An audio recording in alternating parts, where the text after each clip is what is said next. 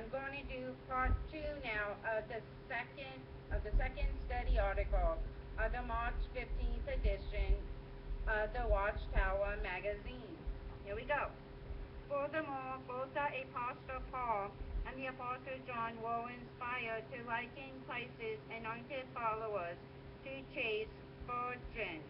2 Corinthians 11:2. 11:2. 2 Corinthians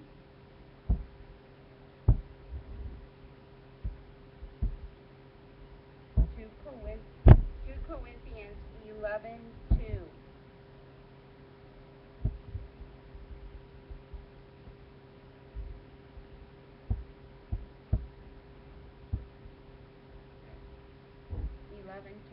For I am jealous over you with a godly jealousy, for I personally promised you in marriage to one husband, that I might present you as a chaste virgin to the Christ.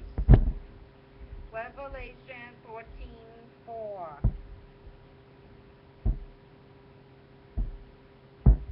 Revelation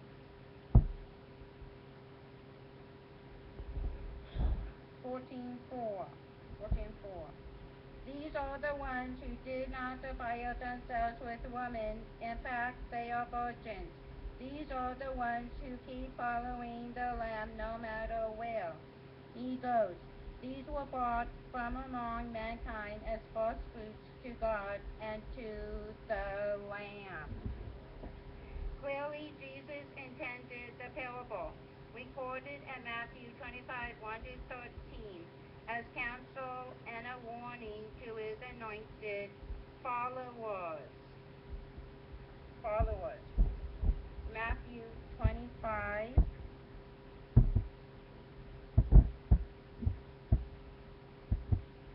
Matthew 25, 1-13. Then the kingdom of the heavens may be likened to 10 virgins who took their lamps and went out to meet the bridegroom. 5 of them were foolish, and 5 were discreet. For the foolish took their lamps, but took no oil with them. Whereas the discreet took oil in the flask along with their lamps. While the bridegroom was delaying, they all became drowsy and fell asleep. Right in the middle of the night there was a shout, "Here is the bridegroom, go out to meet him." Then all those virgins got up and put their lamps in order. The foolish said to the discreet, "Give us some of your oil, because our lamps are about to go out." The discreet answered, saying, "Perhaps there may not be enough for both us and you. Go instead to those who sell it and buy some for yourselves." While they were going off to buy it, the bridegroom came.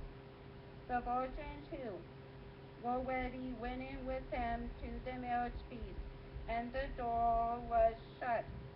Afterward the rest of the virgins also came, saying, "Sir, sir, open to us." In answer he said,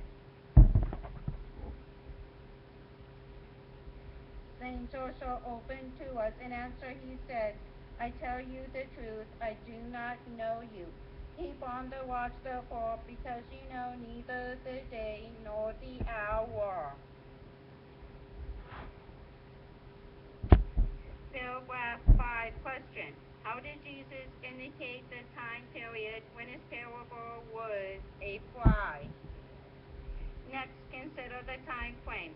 To what time period did Jesus' counsel apply? Jesus applies this with a clear time indicator toward the end of the parable. The bridegroom came. Matthew 25:10. Matthew 25:10. While they were going off to buy it, the bridegroom came. The virgins who were ready went in with him to the marriage feast, and the door was shut. As we discussed in the July 15, 2013 issue of this journal, Jesus' prophecy recorded in Matthew chapters 24 and 25 contains 8 references to his coming. In each case, a form of the same Greek word is used.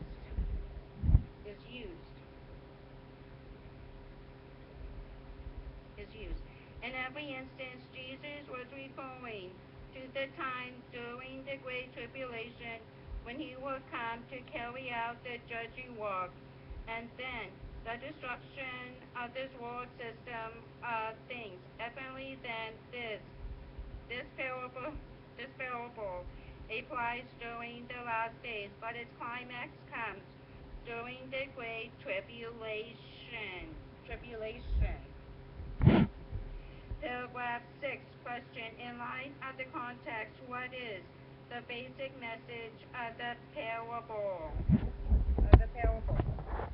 What is the parable's basic message? Remember the context.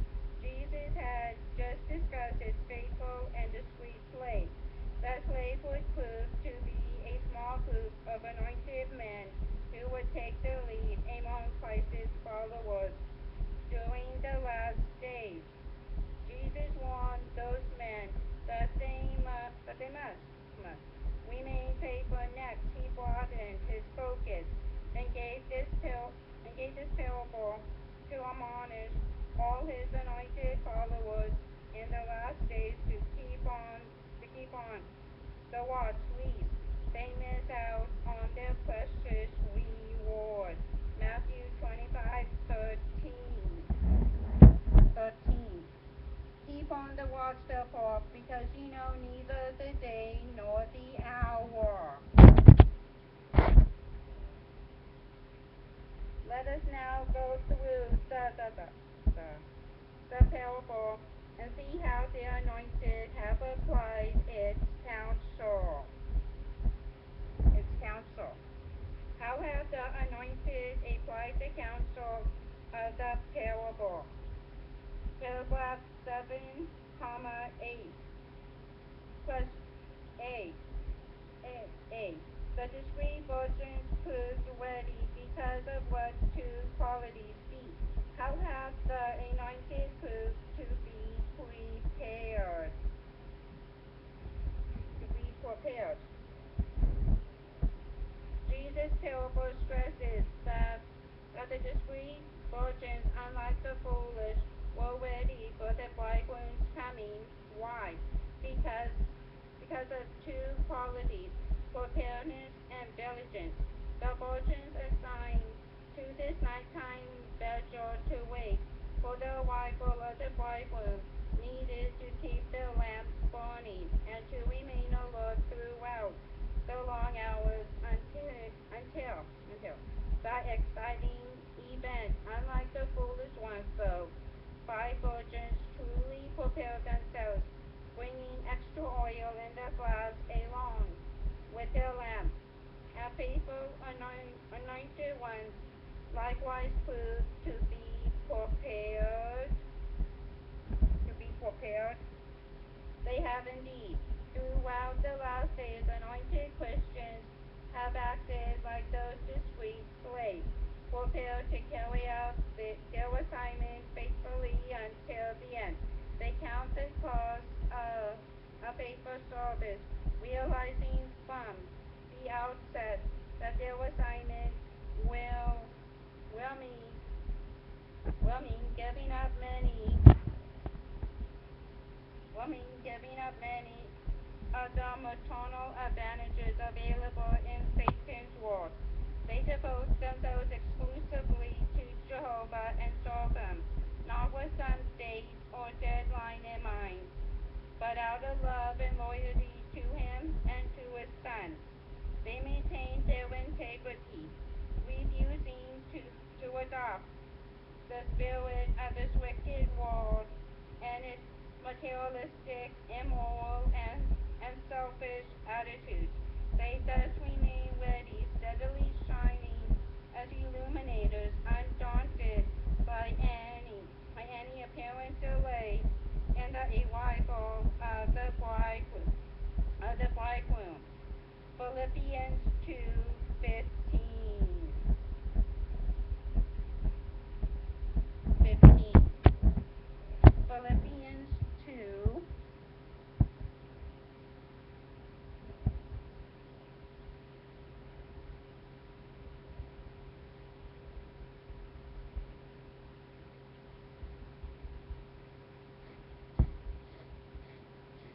Philippians, Philippians 2:15. 15. So that you may come to be blameless and innocent children of God without a blemish in the midst of a crooked and twisted generation, among whom you are shining as illuminators in the world. In the world. That's the end of part 2.